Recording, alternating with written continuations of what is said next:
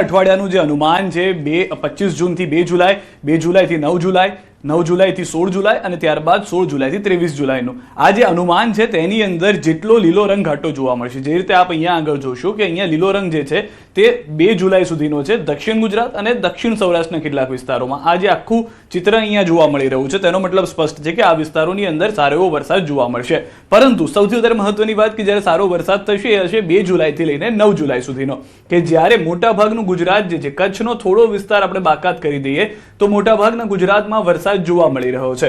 અહીંયા આગળ બે વાત સમજવાની છે. લીલો રંગ છે એનો મતલબ કે વરસાદ થવાનો છે, પરંતુ જેટલો ઘાટો લીલો રંગ થઈ રહ્યો છે તેટલો એ વિસ્તારની અંદર વરસાદ વધારે હશે. જેમ કે મધ્ય ગુજરાતના કેટલાક વિસ્તારો છે, સૌરાષ્ટ્રના કેટલાક વિસ્તારો છે અને દક્ષિણ ગુજરાતના કેટલાક વિસ્તારો છે. આ 2 જુલાઈથી 9 જુલાઈની વાત છે. 2 જુલાઈથી 9 જુલાઈ બાદ પરિસ્થિતિ આપ જુઓ 9 થી 16 જુલાઈની, તો ત્યારે પણ વરસાદ જે છે તો જોવા મળી જ રહ્યો છે. સમગ્ર ગુજરાતમાં વરસાદ રહેશે.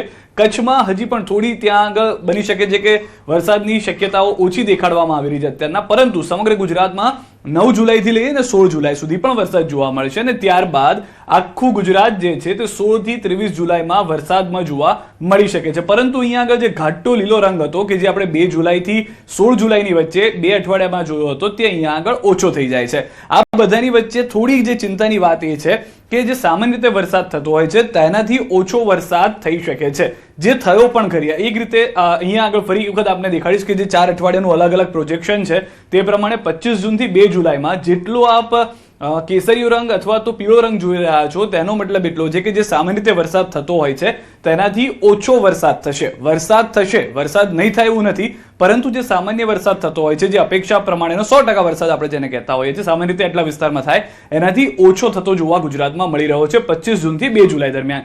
હવે 2 જુલાઈથી 9 જુલાઈનું આખું અઠવાડિયું ખૂબ જ સારું એક રીતે આમ માનવા જાઓ તો જોવા મળશે, જેમાં દક્ષિણ ગુજરાતની અંદર, સૌરાષ્ટ્રની અંદર અને મધ્ય ગુજરાતના કેટલાક વિસ્તારોમાં જાંબલી રંગ જોવા મળી રહ્યો છે. તેનો મતલબ એ છે કે સામાન્ય જે વરસાદ થઈ રહ્યો છે તેટલો અથવા તેનાથી થોડો વધારે વરસાદ થઈ શકે છે. પરંતુ અહીંયા ઉત્તર ગુજરાતના થોડા વિસ્તાર માટે અને કચ્છ માટે થોડી ચિંતાની પરિસ્થિતિ છે કે જ્યાં આગળ સામાન્યથી ઓછો વરસાદ થઈ શકે તેવું હાલમાં આ નકશામાં જોવા મળી રહ્યું છે. વરસાદ ચોક્કસથી થશે, પરંતુ સામાન્ય કરતાં ઓછો હોઈ શકે છે.